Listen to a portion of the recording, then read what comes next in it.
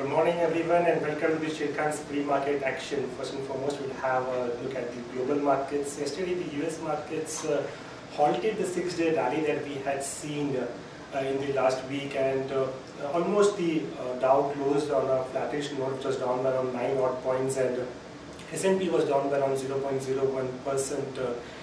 The geopolitical concerns do remain overhang on these markets, but still we have seen the markets almost trading at the all-time high. A couple of data which was released in the US yesterday.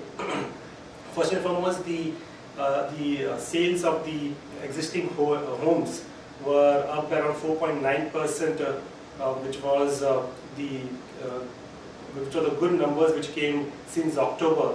And also the manufacturing index growth, which came at around 57.5, which was again better than the estimates which was released by the market economics in the US.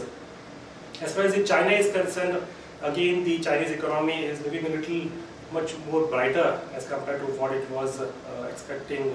What we have seen is that the data which was released by the market economics and the HSBC Global PLC Holdings shows that the preliminary purchasing managers index of manufacturing came at around 50.4, which was above 50. So anything above 50 shows an expansion, and so that was again something which was looking very positive as far as China is concerned.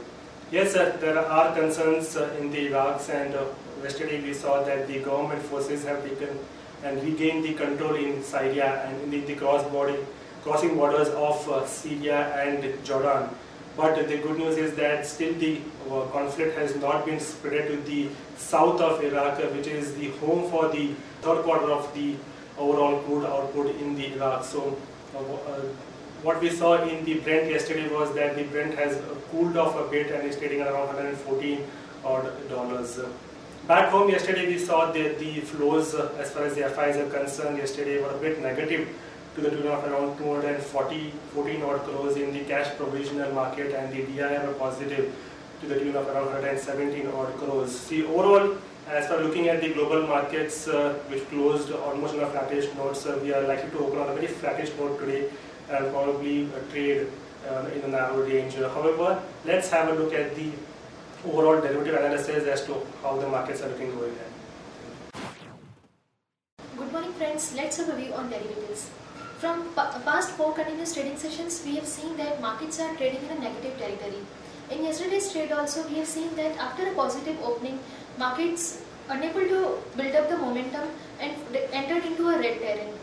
And Nifty finally broken the psychological mark of 7,500 odd levels and made an intraday low of 7,464.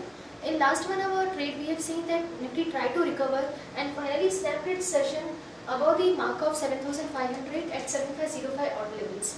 In this period, we have seen that for the third day in a row, short positions were built up by market players, as around 12.51 lakh shares were added in open interest. That means around 24,000 contracts were added in Nifty futures, and price decreased by approximately 20 rupees. On the other hand, cost of carry increased by 79% from 11.26% to 20.13%, and Nifty futures premium decreased from 13.90 points to 12.40 odd levels. On the options front, PCR has decreased marginally from 0.81 to 0.79, which is clearly indicating that call option has added good number of shares than put option. In yesterday's trade, call option has added around 15 lakh shares in open interest, whereas put option has added only 56,000 shares in open interest. Volatility also is trading in a narrow range. Yesterday also it is increased by approximately 50 to 60 basis points. It is increased from 18.85% to 18.96%. In the options activity, currently 7,600 stands with good number of shares in open interest, highest number of shares in open interest, followed by 7,700. And in put option, we have seen that unwinding activity taking place in 7,500. Approximately 6% shares were reduced in 7,500 put option, followed by 7,400. There are 4 securities in ban period today: GMR Infra, HDIL, Indiabulls Real Estate, and JP Associates. Yesterday, FIs were net sellers of approximately 300 odd crores in future and option segment. They were net sellers of 15 crores in index futures. They were net buyers of 283 crores in index options, and they were net sellers of 457 crores in stock futures. They were net sellers of 154 crores in stock options. Our Friday CVM stands at 7540. Lower range for the market would be 7450 and high range would be 7600. Our Singapore Nifty is up at 26 points at 7533. So we may see a flattish to positive start in Nifty futures trading. And 7500 could act as a crucial support on closing basis. That's it from derivatives. Thank you. Let's have a look at some of the tradable ideas for today. First and foremost, in the telecom industry, we have seen the Vodafone India has doubled its mobile internet rates for 2G and 3G customers across the country, and it is being implemented in a phased manner.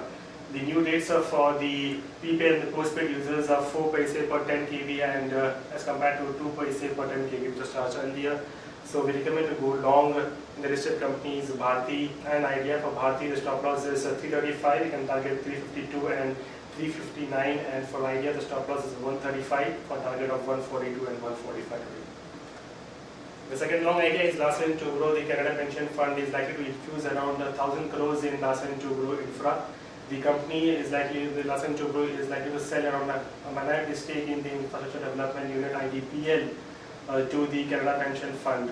So we recommend to go long on Larsen & Toubro. The stop loss of 1632 and target 1698 for today. The watch list stock with positive bias for today is Oil India, ONGC, Apollo Tyre, Petronet, LNG, and stock with negative bias is Kotak Mahindra. On the other news update, Power Grid Corporation has approved an investment of rupees 5,500 crores for upgrading the networks in about 4 years.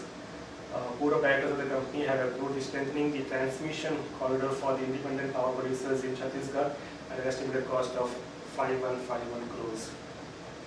The other news, SAIL is likely to exit the rupees 35,000 crore revival project of the Sindri fertilizer plant in Jharkhand due to the inordinate delay in land acquisition. The steel behemoth has already conveyed problems it faced in land acquisition to the fertilizer ministry. Reliance Industries Limited is expected to invest 30,000 crores of the total 70,000 crores announced in its telecom arm, Reliance Jio Infocom, over the next 2 years. The investment in the telecom business is a credit negative for Reliance according to the Jio, which will not generate any EBITDA, which is an indicator of the cash flows for at least the next 12 months as per the movies. So we believe that Reliance would avoid getting into the predator pricing, unlike launch of the Arcom services in 2003 due to the viability cash flow concerns. On the other news, the stake of the Financial Technologies India Limited in the multi-commodity exchange MCX will be sold soon by M6 via the offer for sale. SEBI recently extended the offer for sale option to top 200 companies from the 100 companies. According to the company sources, they are considering this route as one of the most transparent way to dilute stake in any company. On the other news, a decision on the increase in natural gas prices is expected in the next few days. Oil Minister Pradhan and Jaitley have met Modi on Friday and later on Sunday to explore ways to revive the gas prices to incentivize the output without stoking inflation and increasing the subsidy burden on the power and the fertilizer sectors.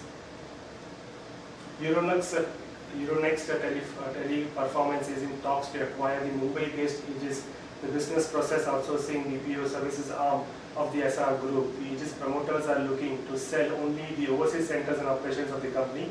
The domestic part of the business will not be sold. That's it, friends, from the morning pre-market share transaction. Thanks and have a nice trading day.